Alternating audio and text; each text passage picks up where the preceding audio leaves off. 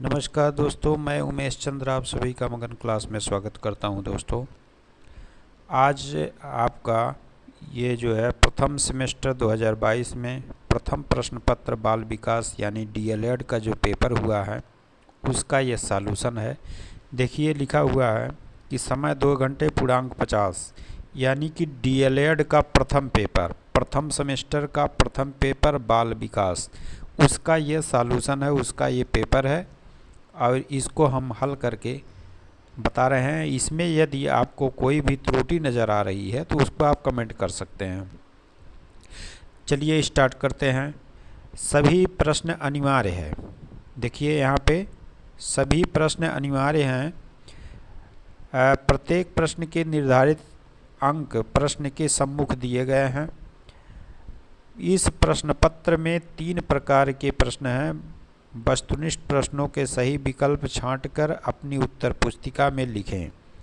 अति लघु उत्तरीय प्रश्नों के उत्तर लगभग 30 शब्दों में और लघु उत्तरीय प्रश्नों के उत्तर लगभग 50 शब्दों में लिखने हैं। यानी कि यह आपका 1 नंबर का ये भी है।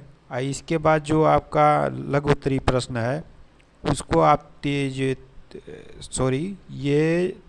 30 प्रश्न में, लघु उत्तरीय प्रश्न जो है 30 शब्दों में लिखना है और दीर्घ उत्तरीय प्रश्न जो दिया है लघु उत्तरीय प्रश्न ये 50 शब्दों में लिखना है। यानी कि इसको 3 पार्ट में बांटा गया है और ये तीनों पार्ट करना अनिवार्य है। आते हैं, देखते हैं पहले ऑप्शन पर, यानी कि पहला क्वेश्चन पढ़ते हैं। देखिए, कह रहा बाल विकास के अंतर्गत निम्नलिखित आयु वर्ग है। तो बाल विकास के अंतर्गत कौन से आयु वर्ग आते हैं? तो ये पहला ऑप्शन सही होगा, यानी कि 0 से 18 वर्ष। दूसरे क्वेश्चन का देखिए, वृद्धि का विकास लगभग पूर्ण हो जाता है। तो वृद्धि का विकास कब तक पूर्ण हो जाता है? तो ये वृद्धि का विकास आप अभी सुन करके चौंक जाएंगे कि देखिए यहाँ पे तो ये ट्रिक लगाए हैं किशोरावस्था में, जबकि गलत है। किशोरावस्था में नहीं होता है, बाल्यावस्था में भी नहीं होता है। ये वृद्धि का विकास यहाँ पे देखिए लिखा हुआ कि लगभग पूर्ण हो जाता है। तो ये वृद्धि का विकास इसमें शैशवावस्था में लगभग पूर्ण हो जाता है, यानी कि इसमें ए ऑप्शन है। आप देखेंगे कि शैशवावस्था में लगभग 90% जो है वृद्धि का विकास पूर्ण हो जाता है। तो इसका ऑप्शन होगा दूसरे का पहला ऑप्शन, शैशवावस्था। अब आते हैं तीसरे प्रश्न पर चलते हैं। तीसरे प्रश्न में कह रहा है कि नवजात शिशु में हड्डियों की संख्या कितनी होती है? तो नवजात शिशु में हड्डियों की संख्या जो होती है वो 270 होती है।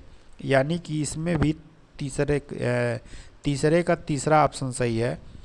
नवजात शिशु में हड्डियों की संख्या 270 होती है और इसके बाद वो हड्डियां बढ़कर के 350 हो जाती हैं और 350 के बाद एडल्ट में यानी कि वयस्क मनुष्य में 206 हड्डियां हो जाती हैं।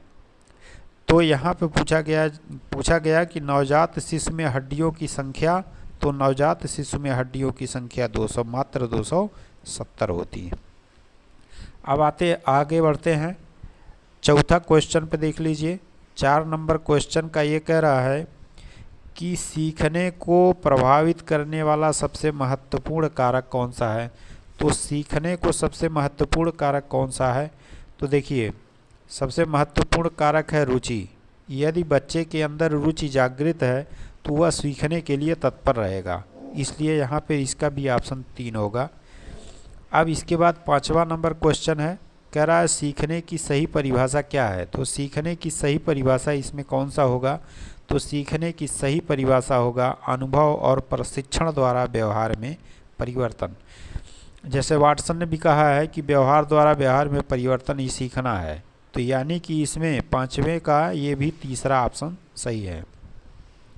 अब आते हैं 6वें क्वेश्चन पर चलते हैं। कह रहा है कि प्रयत्न एवं भूल का सिद्धांत, यानी कि प्रयत्न एवं भूल का सिद्धांत प्रतिपादित किसने किया था? प्रयत्न एवं भूल सिद्धांत का प्रतिपादन किसने किया? तो इसने थार्नडाइक ने किया है।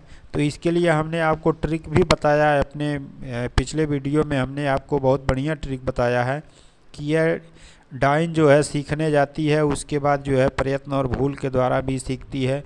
तो यदि आप उस वीडियो को नहीं देखे हैं तो हमारे प्लेलिस्ट में वो वीडियो अभी भी पड़ी हुई है, उसको आप देख सकते हैं। चोखा चटनी का ट्रिक है। और ये जितने भी प्रतिपादक हैं, ये इनके जो है प्रतिपादक और संपादक के रूप में इनको हमने बताया है बहुत ही ट्रिक के साथ, उसको आप देख सकते हैं। तो यानी कि 6वें नंबर का ये तीसरा ऑप्शन सही है। 7वां नंबर देख लीजिए। तो 7वें नंबर में कह रहा बालक के नैतिक विकास का तात्पर्य उसके। तो बालक के नैतिक विकास का तात्पर्य देखिए 4 ऑप्शन दिए गए हैं, सामाजिक विकास, शारीरिक विकास, धार्मिक विकास और चारित्रिक विकास।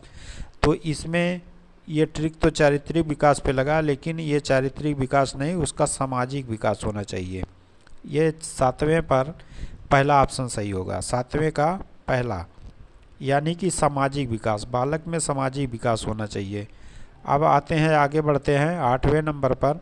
तो 8वें नंबर में कह रहा निम्न में कौन सा प्रकार मनोवैज्ञानिक है। तो इसमें देखिए ये पहले ऑप्शन में दिया बहिर्मुखी, सैद्धांतिक, भक्तिहीन, राजनैतिक। तो यहाँ पर निम्न में कौन सा प्रकार मनोवैज्ञानिक, तो मनोवैज्ञानिक प्रकार जैसे मनोवैज्ञानिक प्रकार में अंतर्मुखी और बहिर्मुखी दो तरह के लोग आते हैं। तो यहाँ पर अंतर्मुखी तो दिया नहीं है, तो इसलिए यहाँ पर बहिर्मुखी दिया हुआ है, यानी कि ऑप्शन नंबर 1 ये बहिर्मुखी। अब आते हैं 9वें नंबर पर चलते हैं। 9वें नंबर में कह रहा है कि आत्म केंद्रित व्यक्ति का व्यक्तित्व होता है। तो आत्म केंद्रित व्यक्ति का व्यक्तित्व कैसा होता है। तो आत्म केंद्रित व्यक्ति का व्यक्तित्व अंतर्मुखी, बहिर्मुखी, उभयमुखी और सभी, यानी कि इसमें चौथा ऑप्शन सही है, 4 नंबर 9 का चौथा। 10वें का देख लीजिए। 10वें में कह रहा चिंतन के साधनों में एक है। तो चिंतन के साधनों में क्या है। तो 10वें का यह देखिए संकेत, रटना, गुणों का विश्लेषण, सामान्यीकरण। तो यहाँ पर इसमें संकेत सही होगा, यानी कि 10वें का एक ऑप्शन, पहला ऑप्शन सही है। 11वां देख लीजिए। 11वें में कह रहा है कि बालक में अभिप्रेरणा उत्पन्न करने का प्रमुख स्रोत है। बालक में अभिप्रेरणा उत्पन्न करने का प्रमुख स्रोत क्या है। तो अभिप्रेरणा, उद्दीपक, रुचि और आवश्यकता, यानी कि इसमें चारों ऑप्शन सही हैं। तो इसमें चौथा ऑप्शन यानी 11 का 4 ऑप्शन सही है। अब आगे बढ़ते हैं। अब यहाँ पे देख लीजिए 12 नंबर में कह रहा है कि स्मृति एक आदर्श पुनरावृत्ति है। यह कथन किसका है।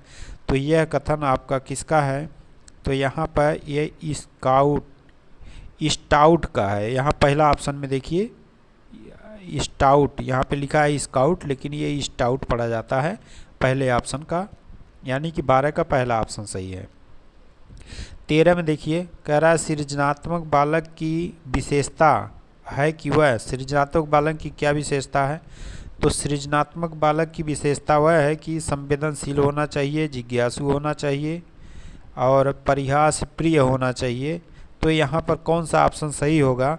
तो संवेदनशील होना चाहिए, ये गलत है।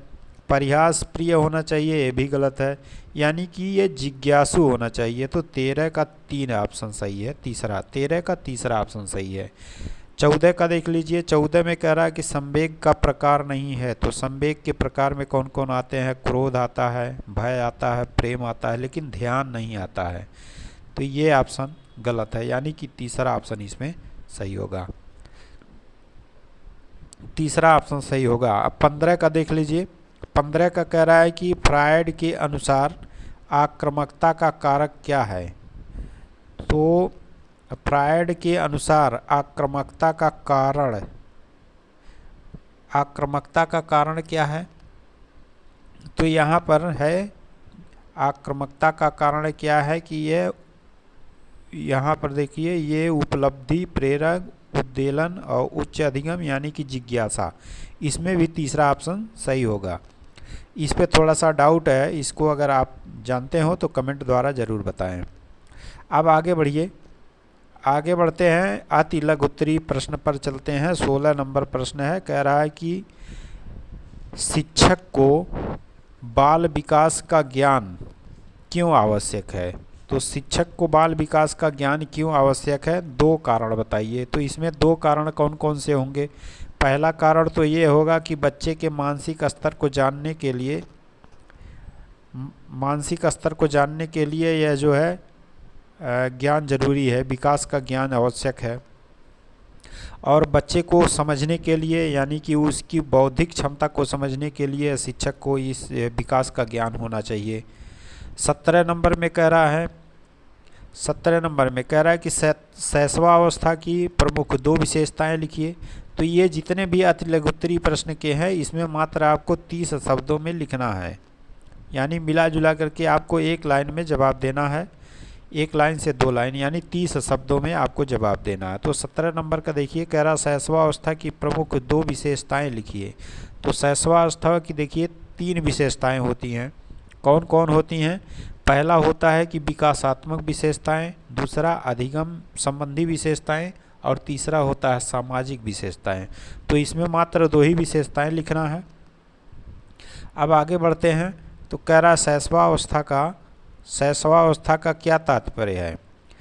तो यहाँ हो गया 17 हो गया। 18 देखिए, कह रहा है कि शैशवावस्था का क्या तात्पर्य है। 18 में कह रहा है किशोरावस्था का क्या तात्पर्य है।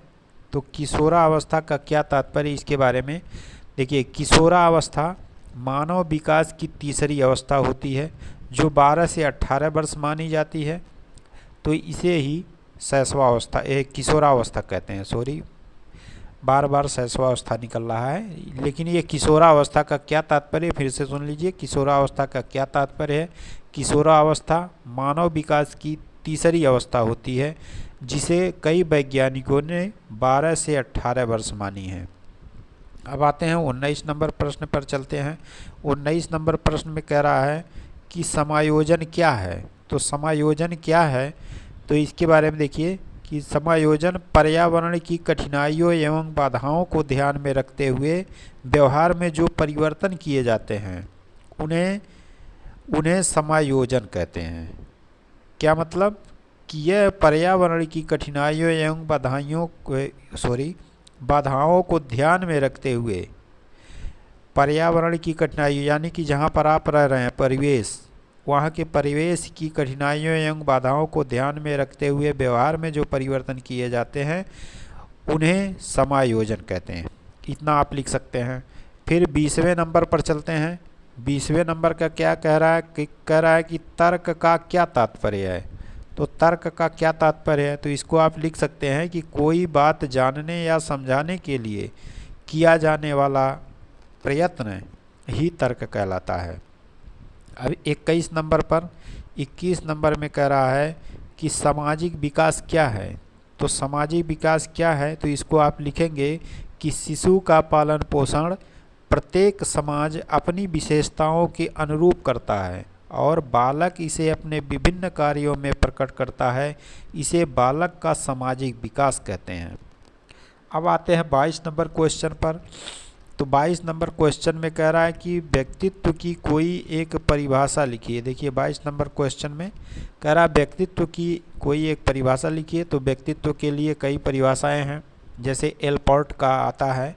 एलपर्ट का बराबर परिभाषाएं दी जाती हैं।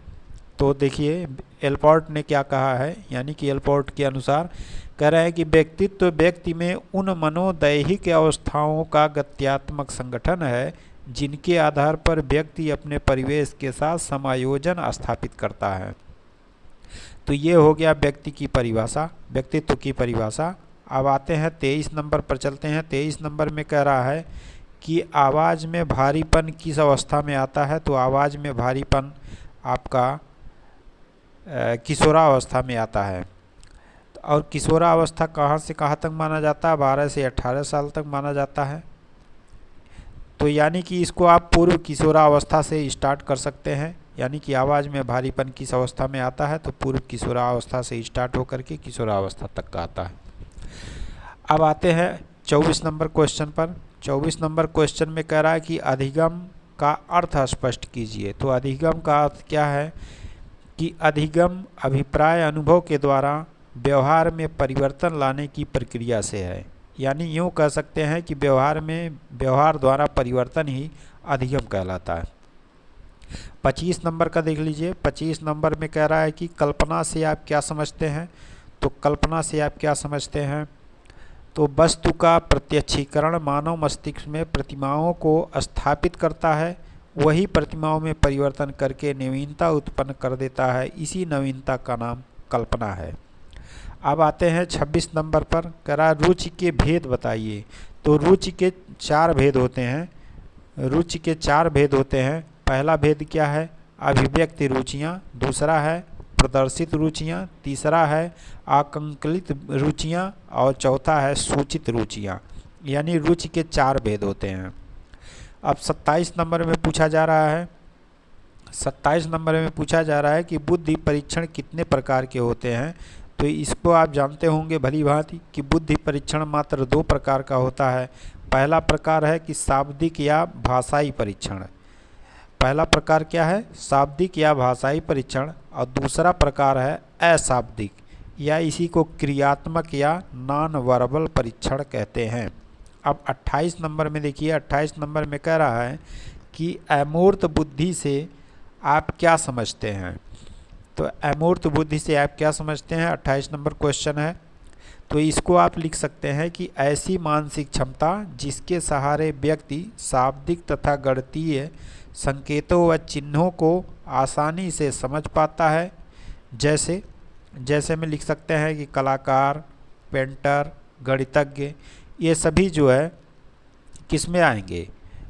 इसमें अमूर्त बुद्धि से आप क्या समझते हैं, इसके अंतर्गत आप लिख सकते हैं। 29 नंबर में देख लीजिए, 29 नंबर में क्या पूछा जा रहा है?